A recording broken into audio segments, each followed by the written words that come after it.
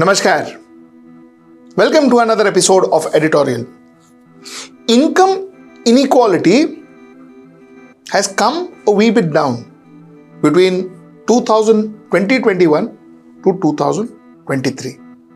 It has come down, which is a good sign.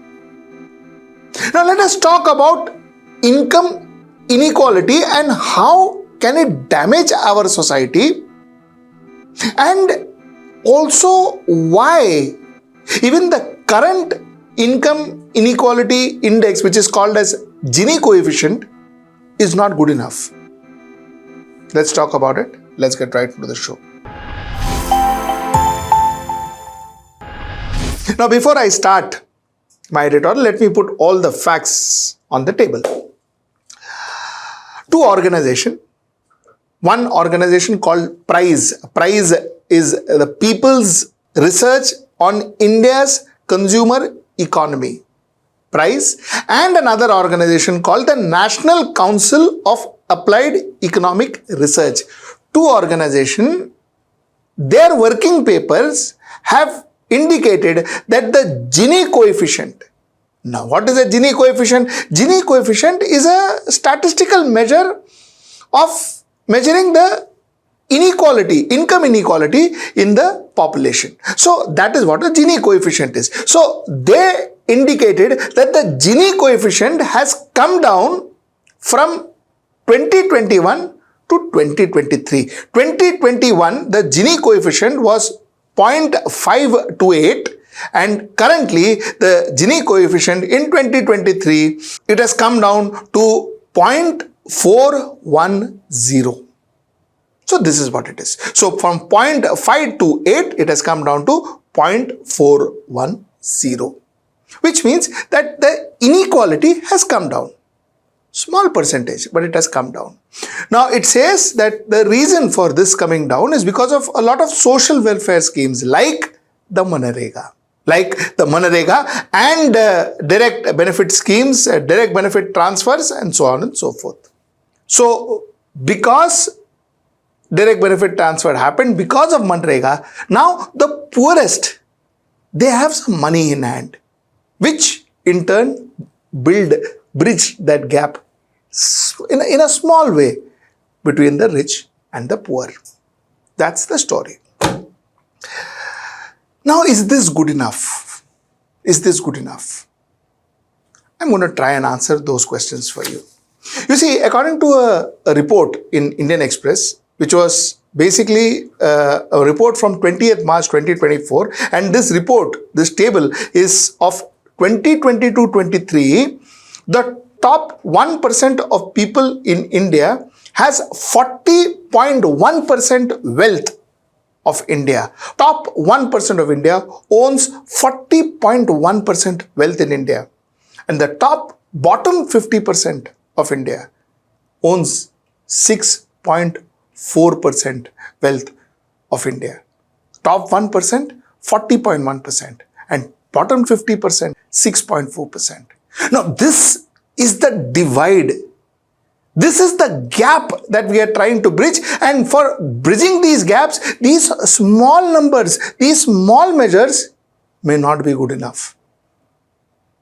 Now, this is the problem. Let me also talk to you about the income inequality. I spoke to you about the wealth inequality. Let me also talk to you about the income inequality. Top 1% of India has an income share of 22.6%.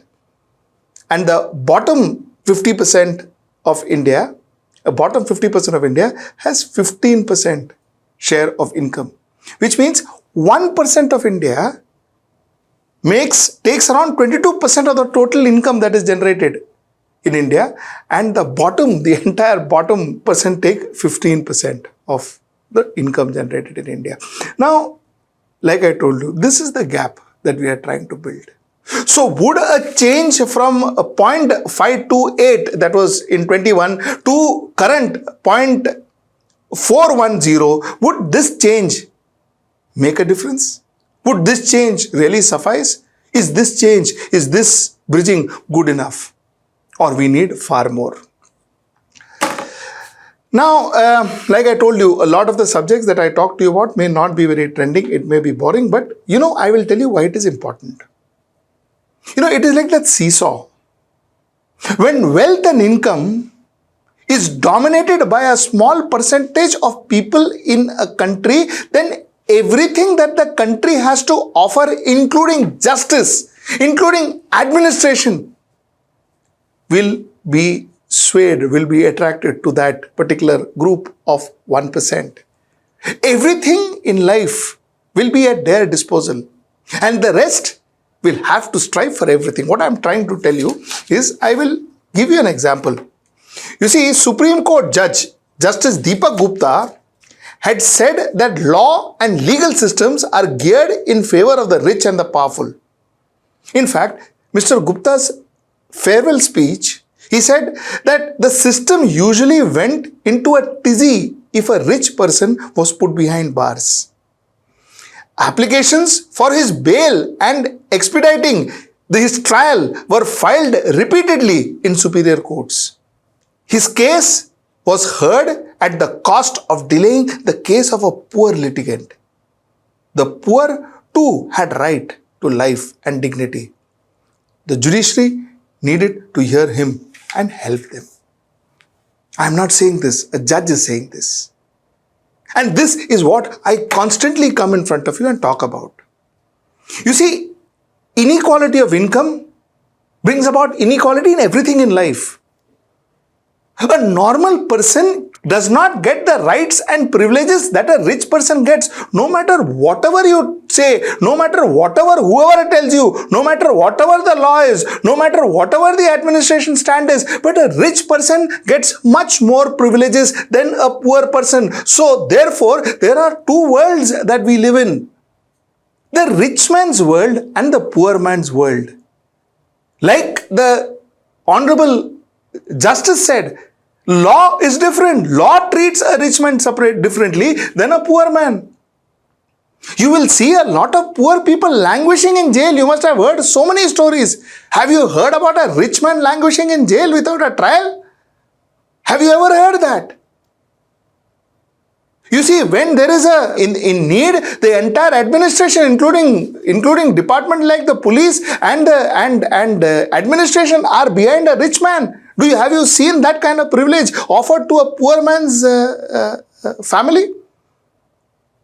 When you go to a rich man's wedding, if you have been to, do you see a police guarding their traffic and guarding the people? Have you seen it? Have you seen a policeman stand in a poor man's wedding? A poor man is also a citizen of this country. A rich man is also a citizen of the country. But administration and other departments, they cater more to the rich people because they have to then catering to the poor. This is what brings about, this is what happens when you have inequality of income. The point that I am trying to make, the point is, somewhere down the line, having billionaires, fantastic. Having wealth creators, brilliant. I am for it. And we should all be for it. But what I am trying to say, and while we speak about a lot of things about Adani, Ambani and all of that, but we also say that an Adani is important for this country, and Ambani is important for this country. I am not against wealth creators. Never. I am never against wealth creators. I am always for an Ambani or for an Adani, but my only contention is that we should have 100 Adanis and 100 Ambanis, 1,000 Adanis and 1,000 Ambanis in this country. So that the wealth is not just with 2 people or 4 people or 10 people. Thousands and thousands of people should have that wealth. What that does is a balance of power. What that does is, at some level, some kind of equilibrium in our country. My point is, let's talk about having more and more and more wealth creators. More and more and more wealth creators will create more and more and more jobs, which means that bottom 60%, that bottom 60% will be alleviated. When there are jobs, There is income. When there is income, immediately what you are doing is you are going to bridge that income inequality between the rich and the poor. When there are jobs, the poor will get income and they will have assets. They will buy wealth. They will have wealth. That wealth equality also will come down. This will not happen if you focus all your concentration on 1 or 2 or 3 business houses. This will not happen. This will only happen if you spread your net wide and allow more people to become super billionaires. It's a nice thing.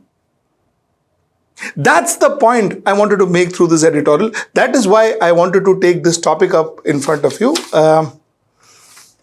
Till I see you next time. That's tomorrow at 10. Namaskar. Stay ahead with our cutting-edge news app.